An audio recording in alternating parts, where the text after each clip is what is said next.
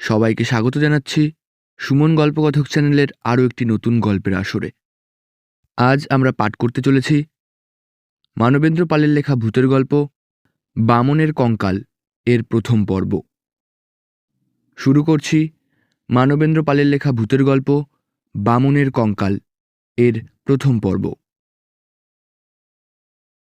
সেদিন অনেক রাতে অস্পষ্ট একটা শব্দে ঘুম ভেঙে গেল। ধর্মর করে বিছানায় উঠে বসলাম। কৃষ্ণপক্ষ। খোলা জানলা দিয়ে দেখলাম চাঁদের ম্লান আলো লুটিয়ে পড়ছে বরাকর নদীর জলে। ওদিকে গভীর শালবন থমথম করছে। আমি বিছানায় বসে কান পেতে রইলাম। না, কোনো শব্দ নেই। তবে কি আমি ঘুমিয়ে ঘুমিয়ে ভুল শুনছিলাম? তারপরেই চমকে উঠলাম। আবার সেই শব্দ, খট খট খট। কেউ যেন কাঠের পা নিয়ে কাঠের সিঁড়ির ওপর দিয়ে মাতালের মতো টেনে টেনে উঠবার চেষ্টা করছে। হঠাৎই শব্দটা থেমে গেল। আমি নিঃশ্বাস বন্ধ করে রইলাম, কিন্তু শব্দটা আর শোনা গেল না। আশ্চর্য, কে আসছিল সিঁড়ি দিয়ে উঠে? কেনই বা দোতলা পর্যন্ত উঠল না? চোর ডাকাত? চোর ডাকাত যদি হয় তাহলে কি তাদের পায়ের শব্দ ওই রকম হয়? কিছুই বুঝতে পারলাম না। তাহলে হঠাৎ একটা অপ্রত্যাশিত সম্ভাবনা বুকের মধ্যে তোলপাড় করতে লাগলো। তবে কি? একবার ভাবলাম দরজা খুলে সিঁড়ি পর্যন্ত গিয়ে দেখি, কিন্তু সাহস হলো না। মশারির মধ্যে চুপ করে বসে রইলাম।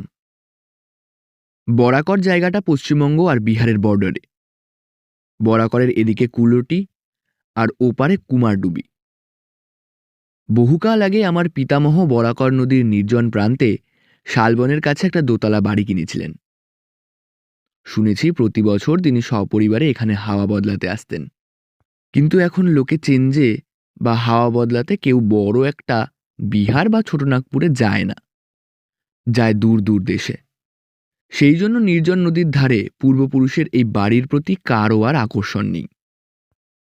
নিরিবিলি জায়গাটা ভয়ের জায়গা হয়ে উঠেছে। চুরি ডাকাতি খুন খারাপি কি না হতে পারে। এ বাড়িতে আমিই এখন একা থাকি। আমার পক্ষে এই নির্জন নির্বান্ধব জায়গাই ভালো। কেন এরকম জায়গায় পড়ে আছি সে কথা বলার আগে নিজের বিষয়ে কিছু বলিনি। আমি ঠিক সাধারণ মানুষের মতো নই। ঘর সংসার করিনি। ছোটবেলা থেকে সাধু সন্ন্যাসীদের ওপর তীব্র আকর্ষণ। তখন থেকেই সাধু সন্ন্যাসীদের ওপর লেখা নানা রকমের বই পড়তাম। যতই পড়তাম ততই তাদের ওপর আগ্রহ বেড়ে যেত।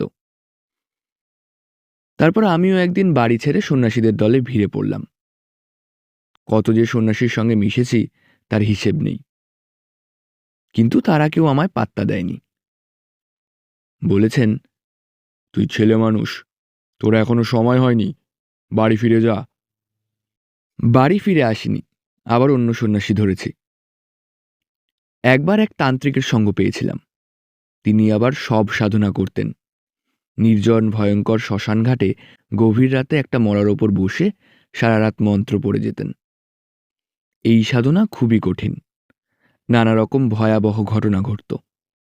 তাতে ভয় পেলেই মৃত্যু, আর ভয় না পেলে সিদ্ধি।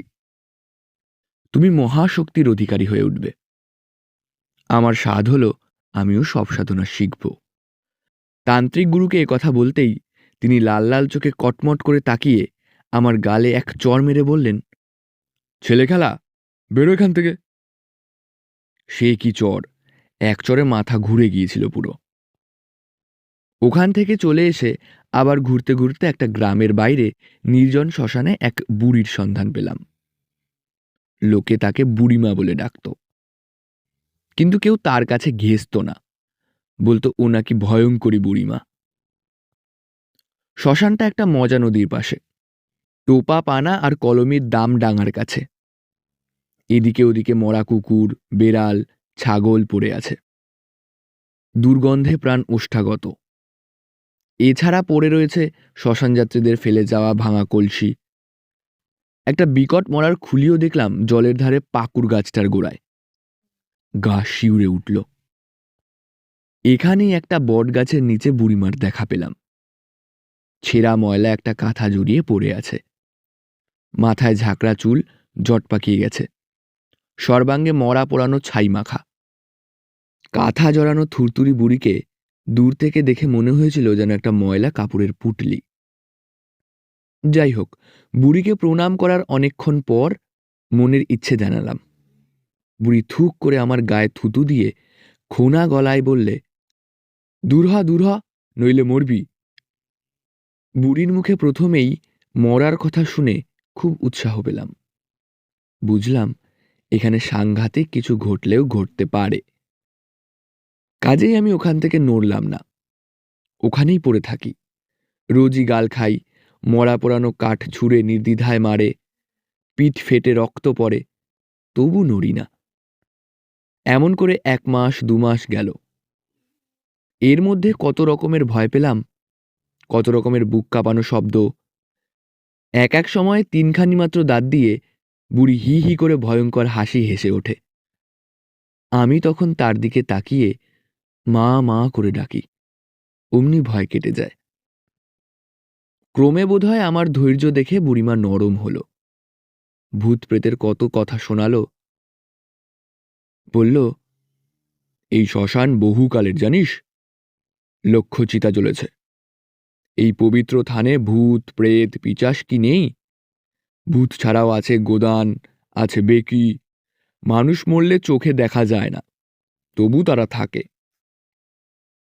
বুড়িমা ফোকলা দাঁতে ফকফক করে কথা বলে।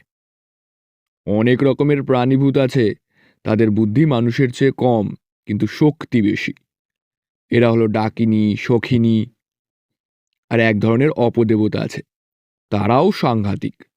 এদের বলে হাকিনী।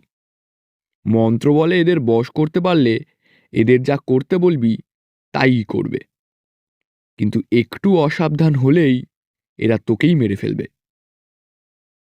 আমি অবাক হয়ে এই প্রেত সিদ্ধ বুড়িমার কথা শুনি। শ্রদ্ধা বিশ্বাস বাড়ে।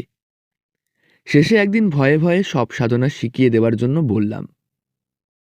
এই উদ্দেশ্যেই তো আমার আশা। আমার কথা শুনে বুড়িমা তো চোটে আগুন। অনেক কষ্ট করে শেষ পর্যন্ত বুড়িকে রাজি করলাম। বলল, এত করে ধরছিস, ঠিক আছে দেবো, তবে খেতি হলে বাঁচাতে পারবো না।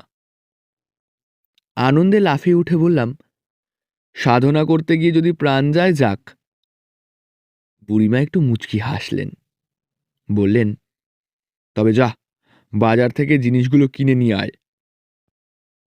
2-3 দিন ধরে বুড়িমার ফর্দমতো জিনিসগুলো শহরে গিয়ে কিনে আনলাম, কিন্তু আসল জিনিস কই? সব সব তো আর বাজারে কিনতে পাওয়া যায় না।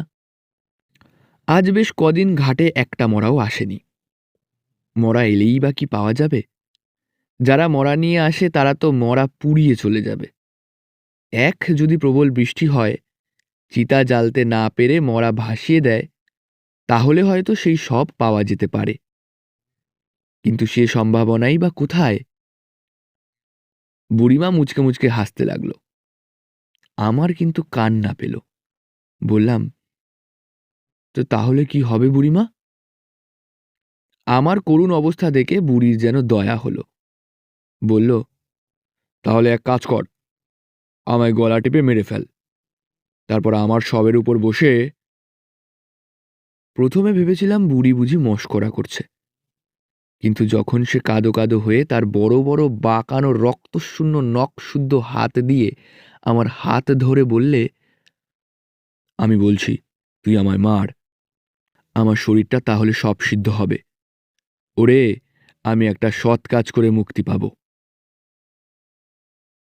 এখানেই শেষ করছি মানবেন্দ্র পালের লেখা ভূতের গল্প বামনের কঙ্কাল এর প্রথম পর্বের পাঠ। ভিডিওটি ভালো লাগলে অবশ্যই লাইক, কমেন্ট, শেয়ার এবং সাবস্ক্রাইব করবেন, এবং আপনাদের বন্ধুদের সঙ্গে ভিডিওটি শেয়ার করবেন। আপনারা যদি ভিডিওটি আমাদের পেজ থেকে দেখে থাকেন, অবশ্যই পেজটিকে একটি লাইক ও ফলো করে দেবেন। সবাই ভালো থাকবেন, সুস্থ থাকবেন। ধন্যবাদ সবাইকে।